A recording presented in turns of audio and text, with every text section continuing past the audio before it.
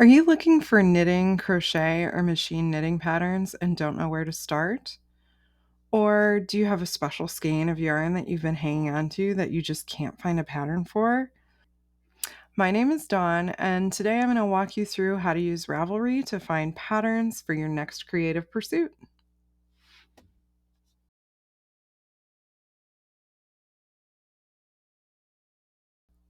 Ravelry is a social networking site that was created specifically for crafters and even more specifically for fiber artists.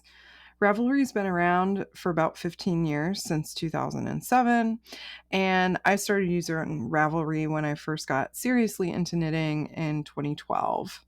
Part pattern marketplace, part project log, part community forum, part yarn database, part trusted reviews site. Ravelry is somewhat complicated, but an excellent tool to use when you are looking for patterns in particular. You do need an account to sign up, but it is free and they do not spam you with anything. So I think it's totally worth it to sign up.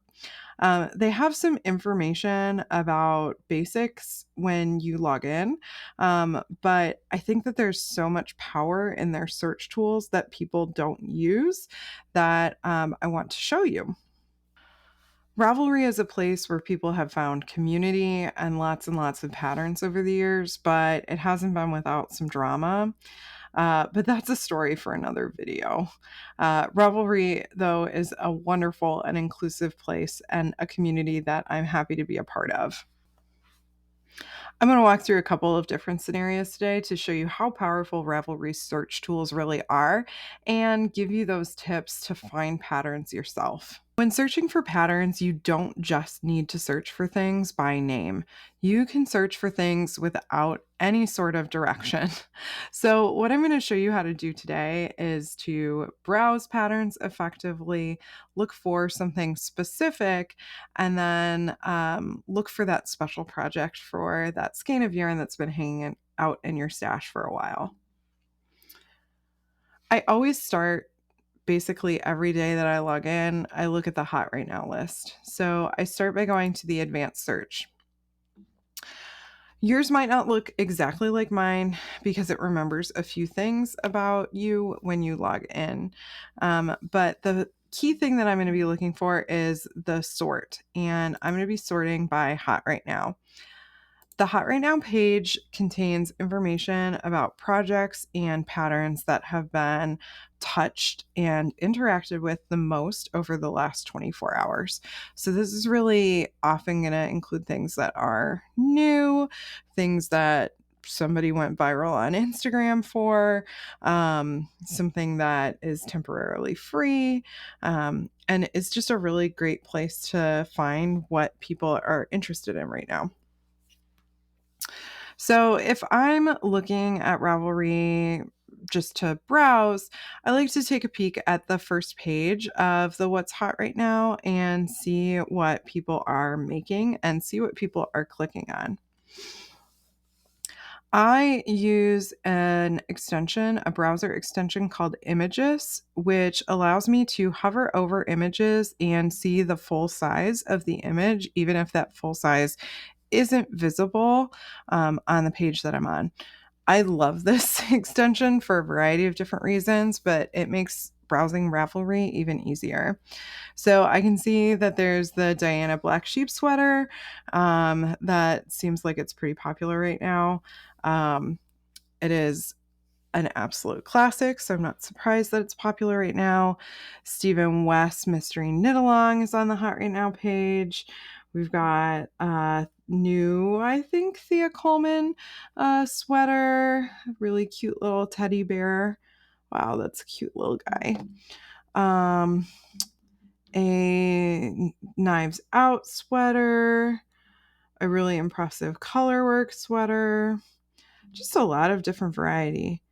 Ooh, chickens. These are really cute. So I like to take a peek at what's on the top of people's minds. But right now, I want to look for stuff that's free. So the next thing is outside of the Hot Right Now page. really taking a look at the things that you want to narrow down. And you do that by using the filters that are here in the side. Now, the filters, there are a lot of different options. There are they are really, really powerful, and using them effectively can really up your pattern searching game.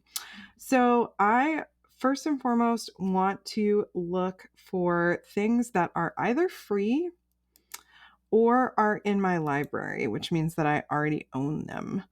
I want to look for things that are accessible and easy, and I'm not looking to spend money on a pattern right now.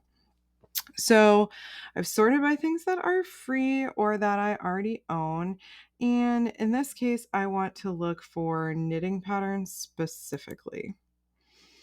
Um, I can take a peek at different information, and I see that this Handsome Chris sweater is actually free. So I'm going to open this in a new tab and take a look at it.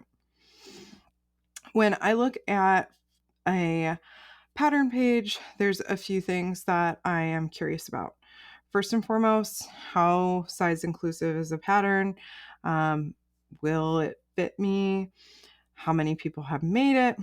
How hard do people think that it is? How clear is the pattern? And what's the suggested yarn? So I can see a little bit of information here. This is a pretty size inclusive pattern, so I would definitely be able to find a size that would work for me.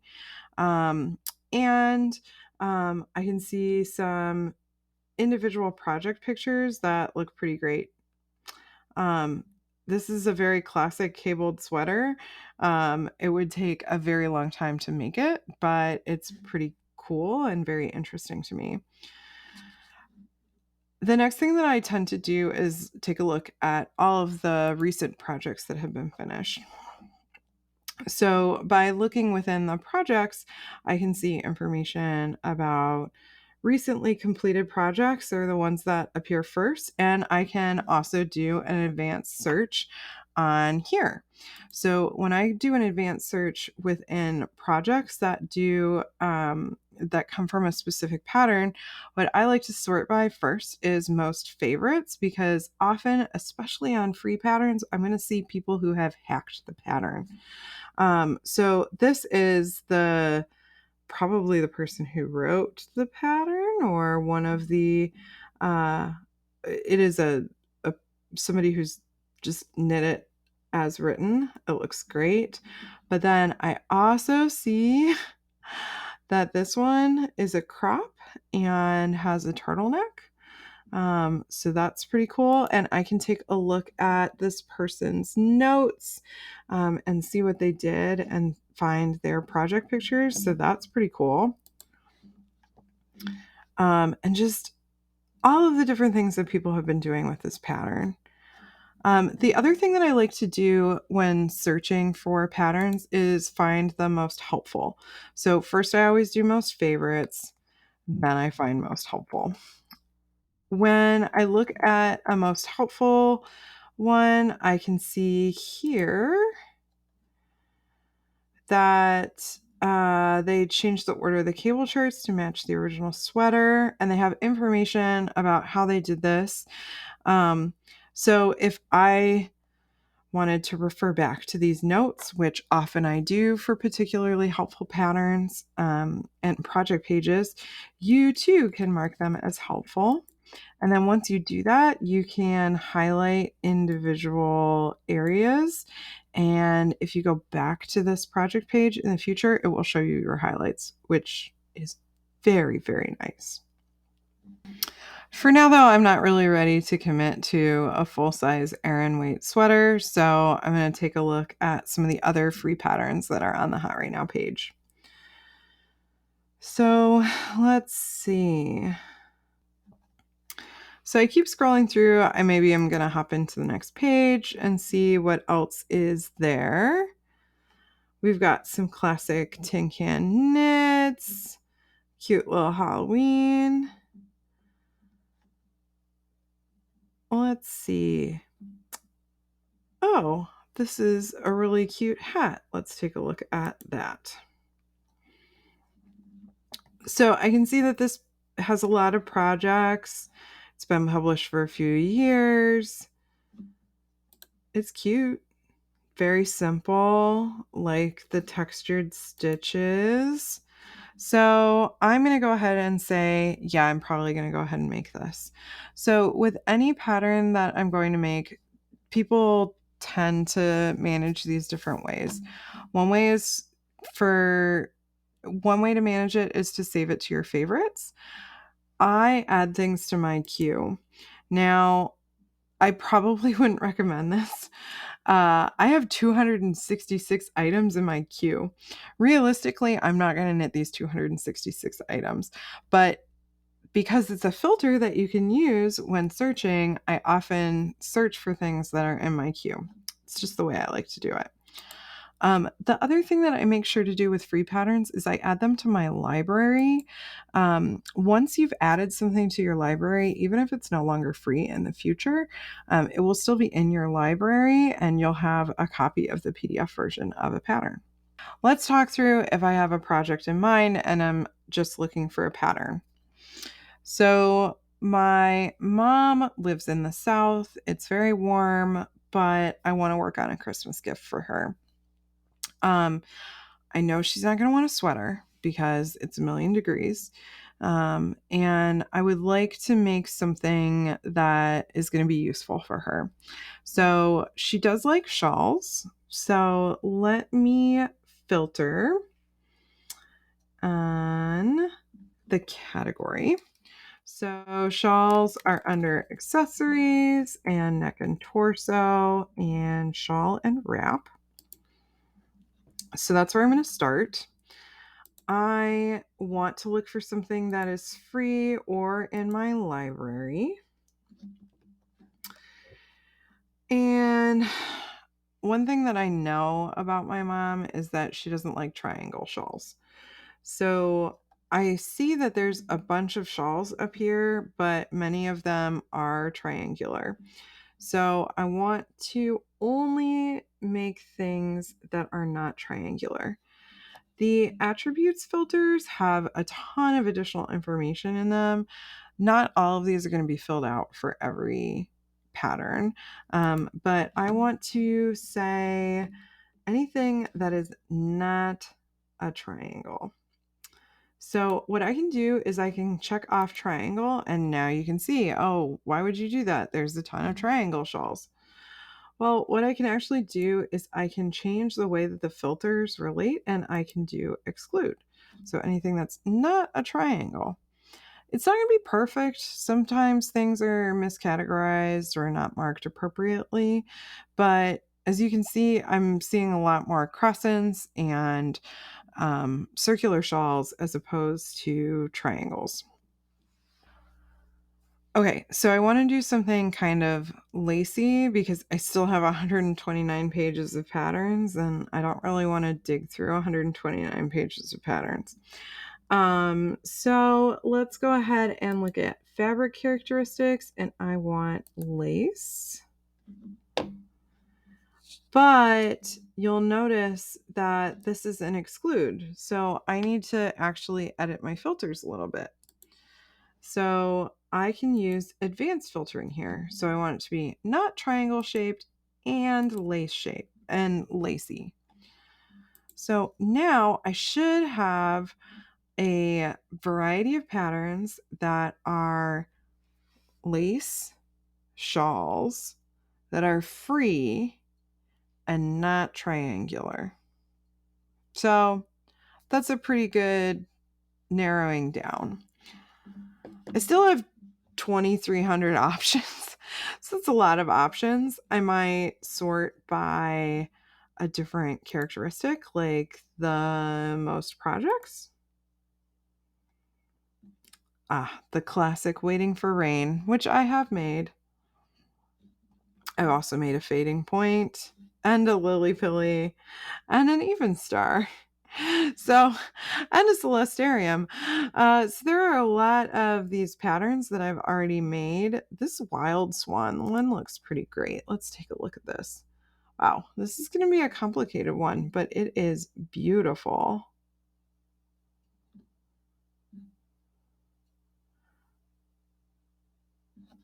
What an incredible pattern. So I think what I'm going to do is I'm going to go ahead and add this one to my queue and add it to my library. Okay, the last thing I'm going to look for is if I have a skein of yarn that I really want to use, but I don't know what I want to make. So I have a couple of orphan skeins of Spun Right Round Sport Sock, which has been discontinued. Unfortunately, it was one of my favorite yarns. So I'm going to search for the yarn.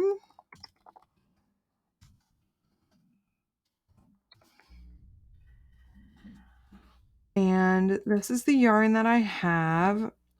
I could have gone from my stash pages as well. You can see I have stashed them in my stash pages.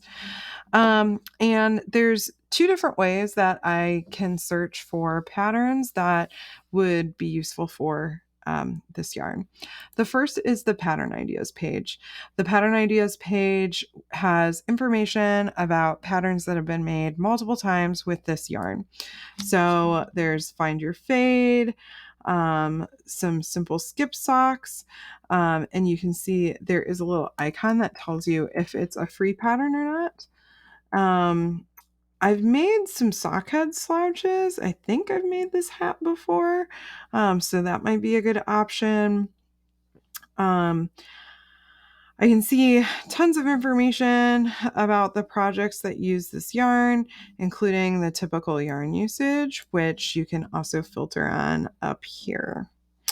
If I want to get more inspiration, though, I can go into the project page and do an additional advanced search. So instead of sorting by most helpful here, I want to look at most favorite. So what are like the creme de la creme projects with this yarn? So I can see that there's a variety of pairs of socks. These are cute. I don't think that I would use them, but they're very cute. I can see information about what yarns people used, the specific colorways, and oh, hey, that's my project page. I made a plumpy with this yarn several years ago. I am interested in these socks though. They look like just basic vanilla socks. And that is exactly what they are. So I think I'm just going to go ahead and make some vanilla socks with these because now that I've seen all of the different things that people have made with this, I see a lot of vanilla socks and I think they look really good. Ooh, these ones are even prettier. What about these? These are from the Yulite socks.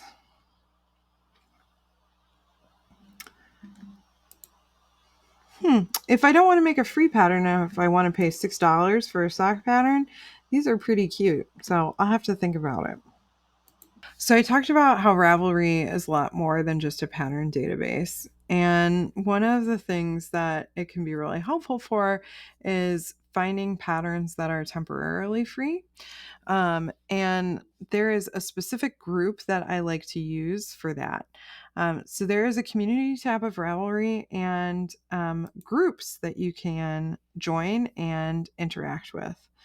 The group that I'm talking about here is specifically Love in the Freebies. The reason that I like this group the best is because it is the most active and their threads are pretty well organized.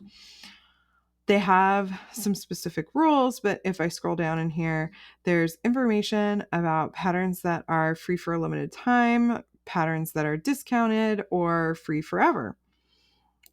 Often designers will offer something for free for a temporary amount of time, and then they will start charging for it. So it's good to find that information. So it looks like we've got this funky hat that's free for now. There's a crochet pattern that's free for another couple of days.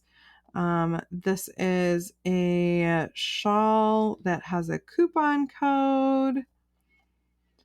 They do delete any chatter, which I like a lot. There is a crochet pattern for a cute sweater. So all sorts of different stuff that will show up for free for a couple of days. So I think that this is a really helpful group to join if you are specifically looking for free stuff or specifically discounted things. I hope that this has inspired you to use Ravelry to its fullest.